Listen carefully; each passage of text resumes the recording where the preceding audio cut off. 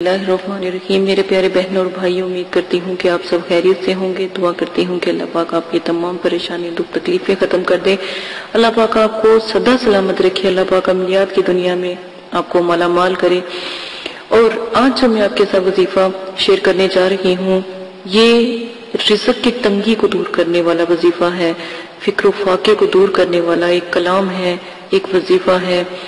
حضرت سہل بن سعد رضی اللہ عنہ سے روایت ہے کہ ایک شخص نبی کریم صلی اللہ علیہ وسلم کی خدمت اقدس میں حاضر ہوا اور اس نے اپنے فکر فاقہ کی شکایت کی، روزی نہ ہونے کی شکایت کی. تو نبی کریم صلی اللہ علیہ وسلم نے ارشاد فرمایا کہ گھر میں داخل ہوتے وقت اپنے بچوں کو سلام کرو، اور اگر بیوی بچے نہ ہو تو اپنے اوپر سلام کیا کرو، اور میرے نبی حضور کریم صلی اللہ علیہ وسلم کے اوپر سلام بھیجا کرو. سورہ اخلاص ایک بار یا 3 بار پڑھا کرو، سورہ اخلاص بھی پڑھا کرو.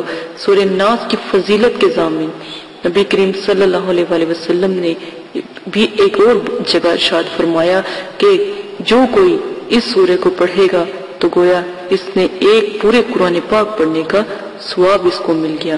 سب سے جو شخص جیسے ہی اپنے گھر میں داخل ہو، چاہے شادی شدہ ہے یا نہیں، اگر کوئی بہن ہے باہر سے اگر کسی کام سے آتی ہے تو گھر میں داخل ہو تو سب سے پہلے اپنے گھر والوں کو سب کو سلام کرے، اور پھر سورہ اخلاص 1 مرتبہ یا 3 مرتبہ پڑھ لے تو کبھی بھی اس گھر میں فاقہ کشی نہیں ہوتی، رزق کی کمی نہیں ہوتی. ایک نایاب وظیفہ رزق کی کمی کو ختم کرنے والا.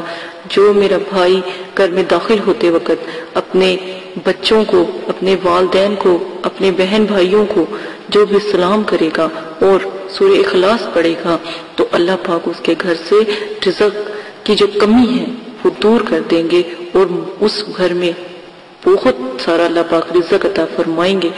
تو آپ یہ عمل ضرور کیجیے گا. ایک بزرگ تھے، بہت بوڑھے، بہت ضعیف بزرگ تھے.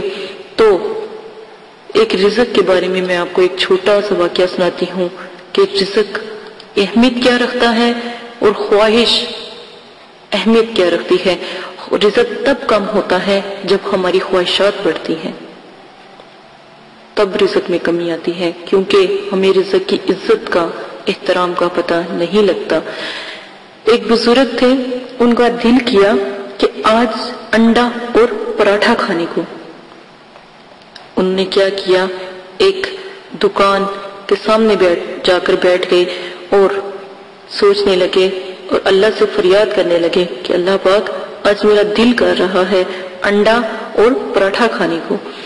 تو کیا دیکھتے ہیں کہ بہت سے لوگ ان بزرگ کی طرف آ رہے ہیں. تو بزرگ خوش ہوئے کہ یہ مجھ سے کھانے کو پوچھیں گے یا مجھے کہیں گے کہ آپ کو کس چیز کی ضرورت ہے، کیونکہ وہ بزرگ اکثر اس دکان کے آگے بیٹھ جایا کرتے تھے تو کوئی نہ کوئی ان کو کھانا کھلا دیتا تھا. تو اگر وہ کوئی پوچھتا تھا کہ آپ کیا کھانا پسند کریں گے تو وہ اپنی فرمائش کر دیا کرتے تھے.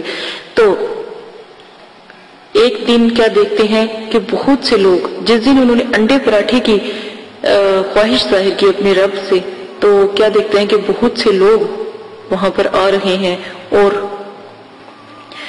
کیا دیکھتے ہیں کہ دکان کا تالا ٹوٹا ہوا ہے.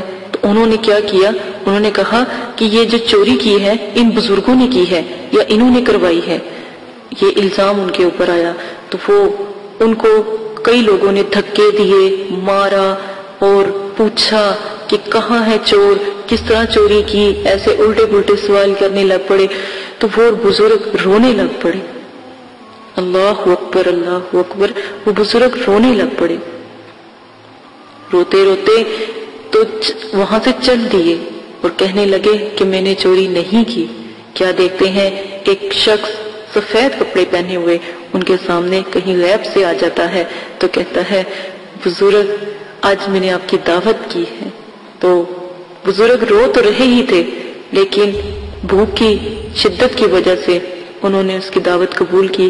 جیسے ہی وہ اس کے گھر پہنچے تو کیا دیکھتے ہیں کہ انڈا اور پراٹھا ان کے لیے اس نے بنایا اور ان کو کھانے کو دیا.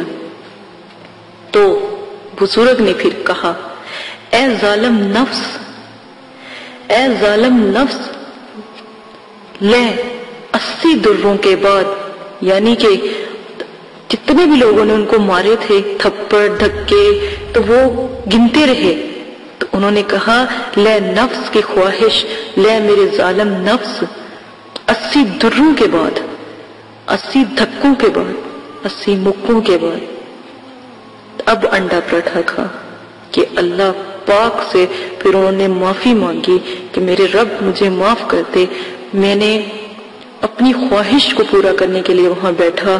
تو دیکھیں، آپ خود سوچیں کہ کتنے بڑے بڑے جو بزرگ ہیں، کبھی کبھی ان سے بھی غلطیاں ہو جاتی ہیں، ان کا بھی تو دل ہے۔ فکر و فاقہ کا ایک بہت بڑا واقعہ حضرت فاطمہ رضی اللہ عنہا کا، نبی پاک صلی اللہ علیہ وسلم کی سب سے پیاری اور چھوٹی بیٹی، گھر میں کھانے کو کچھ نہیں تھا تو کہنے لگی بابا جان میں باہر جا کر تو کچھ کام کر کے محنت کر کے تو کچھ کھانے کے لیے لے آؤں، گھر میں کچھ کھانے کے لیے نہیں ہے۔ تو نبی پاک صلی اللہ علیہ وسلم نے کہا نہیں بیٹا، گھر کے اندر جو درخت کے پتے آ رہے ہیں ان کو چوس کر گزارا کر لو۔ حضرت فاطمہ نے پتے اکٹھے کیے، ان کو صاف کیا اور ان کو کھا کر پیٹ بھرا اور گھر سے باہر نہ نکلی، کیونکہ میرے نبی پاک صلی اللہ علیہ وسلم نے فرمایا کہ اگر آج میں نے تمہیں گھر سے باہر جانے کی اجازت دے دی تو میری پوری امت کی خواتین گھر سے باہر جایا کریں گی، لیکن آج کی خواتین کبھی بھی اس چیز کا خیال نہیں کرتی اور بلا دھڑے سے باہر چلی جاتی ہیں۔ تو ہمارے نبی کا کتنا دل دکھتا ہوگا۔ اللہ اکبر، اللہ اکبر۔ اللہ پاک سب کو اللہ پاک نبی پاک صلی اللہ علیہ وسلم کے نقش قدم پر چلنے کی توفیق عطا فرمائے۔ اللہ پاک پردوں میں رہنے والی بنا دے۔ میں کہتی ہوں آنے والی ویڈیوز میں آپ کو کچھ ایسی خواتین کے بارے میں بھی بتاؤں گی تاکہ آپ سب کا ایمان روشن ہو۔ اگر کوئی میرا بھائی میری بہن سن رہا ہو تو خود پر بھی واجب کر لے ان چیزوں کو، تو اس سے بڑھ کر دنیا میں کوئی مثال نہیں ہے۔ اسی کے ساتھ اجازت چاہتی ہوں، اپنا بہت زیادہ خیال رکھیے گا، دعاؤں میں یاد رکھیے گا۔ میری ان باتوں کو برائے مہربانی آپ سے ریکویسٹ کی جاتی ہے مدرسے والوں کی طرف سے کہ آپ میرے علم کو پھیلانے میں میری